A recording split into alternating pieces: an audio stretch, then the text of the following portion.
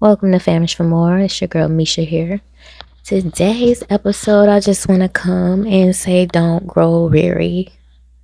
While being a good person, being a righteous person, having ethics and having morals, don't feel like you are doing all that for nothing, because I feel like it's so much of the opposite going on to where we've become a minority. The people that has, morals, ethics, loyalty, all of the things that make you, upright. And being a minority now, and amongst people who don't mind shysting other people, don't mind, cutthroat and not truly loving and attaching as you should. People have motives instead of actually wanting to get to know people and help people grow. They will distract you and chop you down so you don't reach your goals in so many ways. I want you to stay headstrong and have your faith, stronger than ever, because this too shall pass. There will be a day where people will see that the righteous wins. You know what I mean? Like, being not righteous and being nasty to people, it only gets you so far. It makes you empty on the inside. So yes, you may have accumulated a lot of material things, but you sacrificed your inside to get there. So you're hollow, and those are the people that we as righteous people feel like are getting handed what they want on a silver platter, where we have to work hard for it and struggle and this and that. Trust me, I understand. But look at it from a different perspective. You're being trained. You're in basic training. So you're being touched. You've been touched by the Most High, and a lot of people haven't. And the ones that you see that are able to go and live life without consequences seem to not be having any struggles, any strifes. They seem like there's no lessons for them to be, had or whatnot. I won't say that they won't never have to have lessons in this lifetime, but the lessons that you and I and chosen ones, I'm gonna call us, because we've been touched. It's just a certain calling on your life where you cannot even step out of line, or the karma you're gonna, create for yourself is huge. And we, the good, I hate to say good people, but because we make mistakes too, we're not perfect. We just know right from wrong. We move with our intuition. We know when not to fuck people over and stuff like that. We love as if we would want to be loved. We give as if we would want to be, given to. We just don't receive that because we become a magnet to the opposite. And in this case, opposites do attract, because we just find ourselves around those type of people. It's as if, you've been touched by God. You are righteous. You're unjust.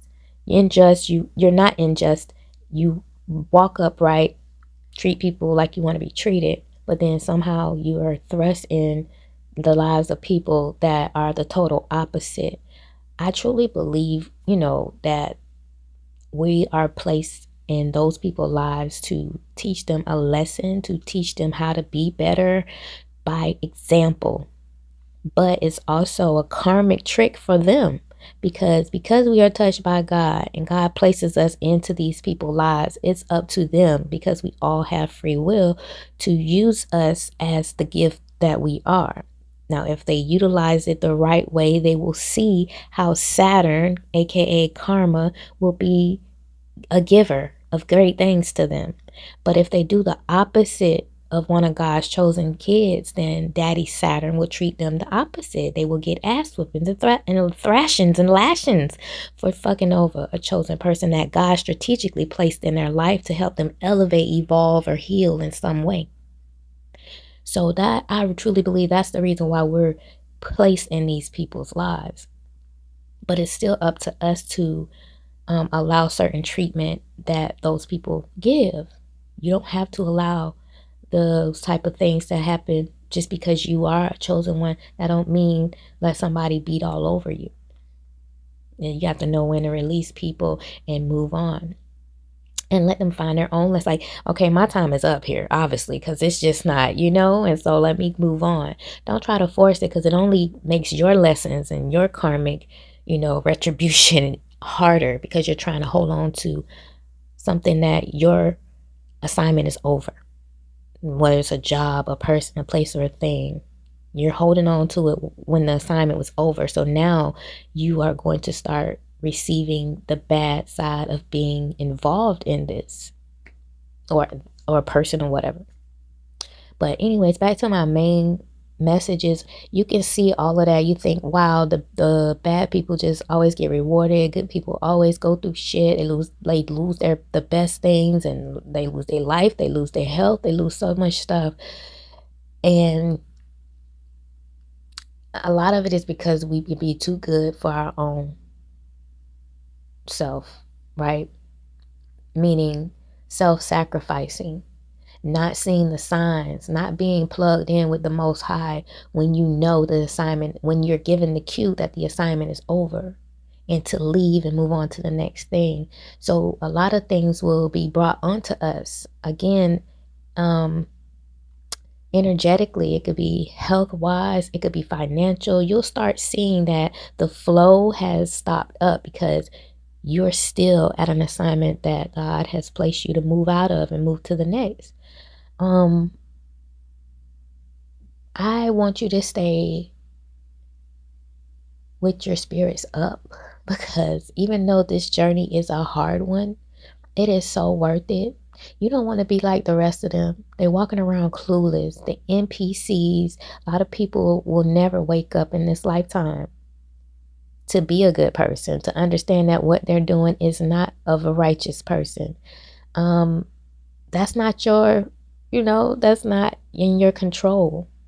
Your job is to identify when something is not for your highest good, and when it is an assignment, first off, because sometimes you can get confused just meeting somebody that's just not supposed to be in your life, a distraction versus an assignment. Everybody is not an assignment.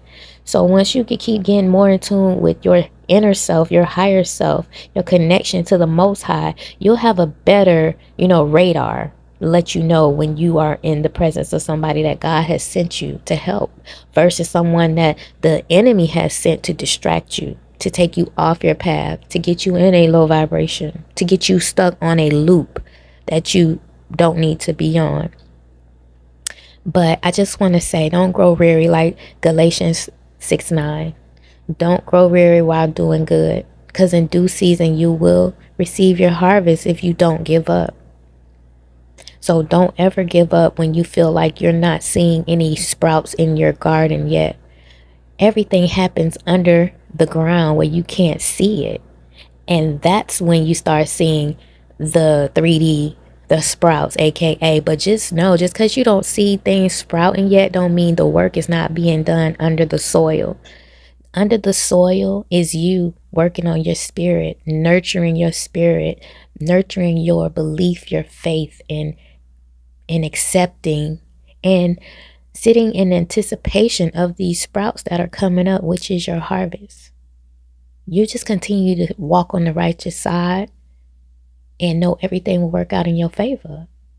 Because as long as you don't give up, you will see a harvest in due season. I just wanted to come and say that, because a lot of people, feel like things are not coming. It's like, how much more can I take? How much can I have to work and beat the pavement and be a good person and let people walk all over me, forgive people, just move on? To how much I have to continue to go through that? Just continue to be a good person. Don't let nothing affect who you are, who God placed you to be.